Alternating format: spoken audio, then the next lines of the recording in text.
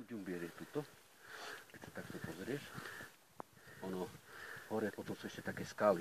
Keď za tým prejdeš, to potom je taký slovenský dvojkríž. A tam ďalej vidno sedačku novo postavenú, ktorá ide z juhu a zo severa. Do severu to je Chopok, ten úplný špic. No a ďalej pokračuje hrebeň Nízkych Tatier, ktorý vlastne, by som povedal, že ide takto. Čiže má dohromady nejakých cez 90 km.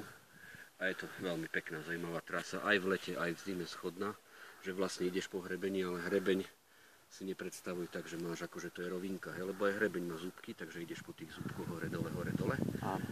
S tým, že Ďumbier je najvyšší vrchol, no ho máme na 2050 metrov cca, no a my sme teraz zhruba v 1700 metrovej nadmorskej výške, nejakých 400 metrov výškových nad hranicou lesa. Lebo u nás je hranica lesa, čiže my sme teraz v takom pásme kosodreviny. No a tu nám máme pohľad na pohronie. V podstate, len ti presne neviem povedať, že ktorá dedina je ktorá, ale tam vzadu by mal byť niekde čierny válok a v podstate na úrovni ako Brezna sme v týchto oblastiach.